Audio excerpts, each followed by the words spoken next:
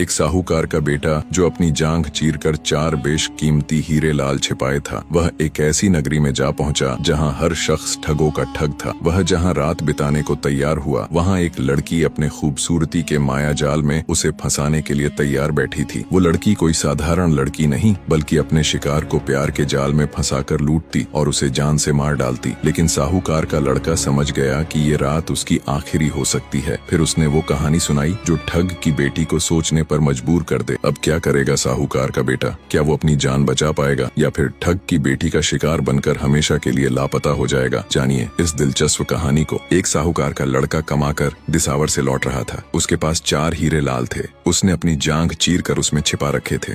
संयोग से वह एक ठगों की नगरी में पहुंच गया और रात काटने के लिए एक ठग के घर में टिक गया। उस ठग के एक युवा लड़की थी, देखने में खूबसूरत, जो आए गए दिन शिकार को फंसाकर उसका सर्वस्व लूट लेती और उसे जान से मार डालती। रात हुई तो ठग की लड़की साहूकार के लड़के के पास पहुंची। साहूकार का लड़का उसका मंतव्य समझ गया था। उसने ठग की लड़की से कहा, तू मेरे प्राण मत ले, मेरे पास कुछ भी ऐसा नहीं है। यदि तू मुझे मारेगी तो उसी प्रकार पछताएगी जिस प्रकार बंजारा अपने कुत्ते को मारकर पछताया। यूं कहकर उसने बंजारे और कुत्ते की कहानी शुरू की। कहा, एक बंजारे के पास रास्ते में धन की कमी हो गई। उसके पास एक कुत्ता था जो बहुत समझदार तथा सिखाया पढ़ाया था। बंजारे ने एक सेठ के पास से रुपए उधार लिए और अपना कुत्ता सेठ के पास गिरवी रख दिया। एक रात को सेठ के घर में चोर घुसे और सारा माल निकाल कर ले गए। कुत्ते ने भौंक भौंक कर घर वालों को जगाने की बहुत चेष्टा की, लेकिन कोई नहीं जगा। चोरों ने सारा धन जंगल में ले जाकर गाड़ दिया। कुत्ता उनके पीछे पीछे गया और वह स्थान देख आया। सवेरा हुआ तो सेठ के घर वालों को बड़ा दुख हुआ। कुत्ता सबको उस स्थान पर ले गया और सेठ को उसका सारा धन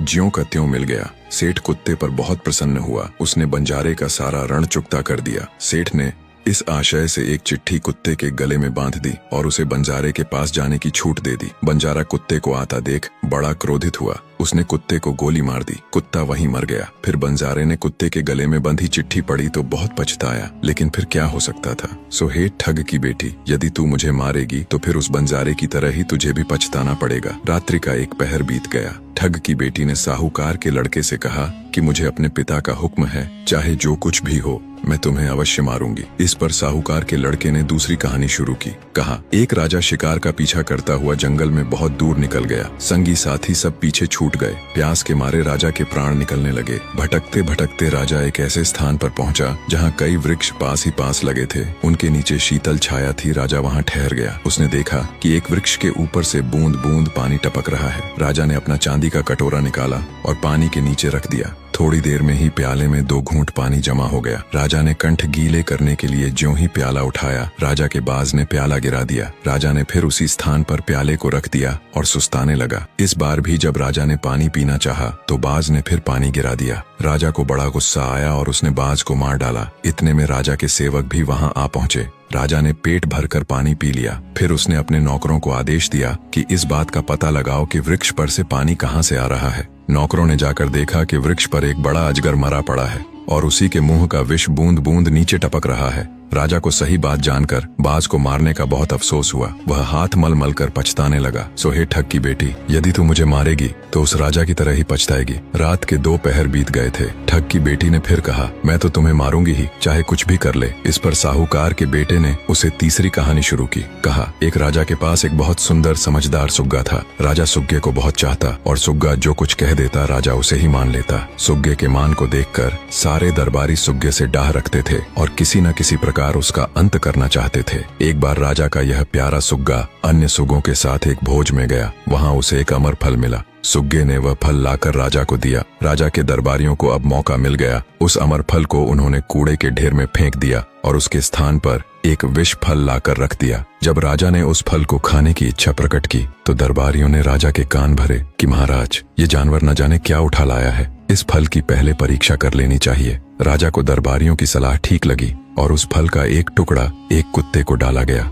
कुत्ता तुरंत मर गया। राजा को बड़ा गुस्सा आया। उसने उसी क्षण सुग्गे को मरवा डाला। उस राजा के महल के नीचे एक कोढ़ी रहता था। राजा के महल से जो जूठन वगैरह फेंकी जाती उसी से वह अपना गुजारा किया करता। राजा के महल से फेंका गया वह अमरफल भी कोढ़ी के हाथ लगा। उसने अमरफल खाया और खाते ही वह भला चंगा बन गया। अब वह अत्यंत रूपवान और स्वस्थ पुरुष था। एक दिन राजा ने उक्त आदमी से पूछा कि यहाँ एक कोढ़ी रहा करता था, वह आजकल कहाँ चला गया। उस आदमी ने उत्तर दिया कि पृथ्वीनाथ, वह कोढ़ी मैं ही हूँ। एक दिन आपके महल से एक अमर फल फेंका गया था, वह मैंने खा लिया और खाते ही मेरी काया कंचन जैसी हो गई। राजा की समझ में दरबारियों का षड्यंत्र आ गया। अब वह बहुत पछताने लगा, लेकिन अब क्या हो सकता था। सो हे ठग की बेटी, तू मुझे मारकर उस राजा की तरह ही पछताएगी, इसलिए मेरी जान मत ले। ठग की बेटी ने कहा कि मैं मजबूर हूँ, मेरा बाप ही मुझसे यह दुष्ट कर्म करवाता है। मैं युवा हो गई, लेकिन इसी लोभ के मारे वह मेरी शादी भी नहीं करता। अब ठग की बेटी को प्यार हो गया था साहूकार के बेटे से। साहूकार के लड़के ने कहा, तुम मेरे साथ भाग चलो। ठग की बेटी उसके साथ जाने को तैयार हो गई। उसने साहूकार के बेटे से कहा कि अब एक पहर रात्रि शेष है, मेरे बाप के पास 2 ऊँट हैं, एक दिन में चलने वाला है तथा दूसरा रात्रि में। तुम दिन में चलने वाला ऊँट चुपचाप खोल कर ले आओ। साहूकार का लड़का ऊँट ले आया और दोनों उस पर सवार होकर भाग चले। सवेरे जब ठग को सारी बात का पता चला तो वह आग बबूला हो गया। उसने ऊँट पर सवार होकर उनका पीछा किया। साहूकार का लड़का भूल से रात में चलने वाला ऊँट खोल कर ले गया था। अब सवेरा होते ही वह ऊँट एक वृक्ष के नीचे अड़कर खड़ा हो गया। बहुत मारने पीटने पर भी वह टस से मस नहीं हुआ। इतने में ठग उनका पीछा करता हुआ पास आ पहुंचा। उसके डर से दोनों वृक्ष की डाल पकड़कर वृक्ष पर चढ़ गए। ठग ने ऊँट को वृक्ष के नीचे खड़ा कर दिया और स्वयं वृक्ष पर चढ़ने लगा। अवसर पाकर वे दोनों दिन में चलने वाले ऊँट की पीठ पर आ बैठे और वहाँ से भाग छूटे। ठग टकता रह गया, उसके पास रात में चलने वाला ऊँट रह गया था। वह घर लौटने के लिए संध्या होने की प्रतीक्षा करने लगा। दोस्तों, कहानी में सबसे ज्यादा रोमांचक किस्सा कौन सा लगा, कमेंट में बताऊं।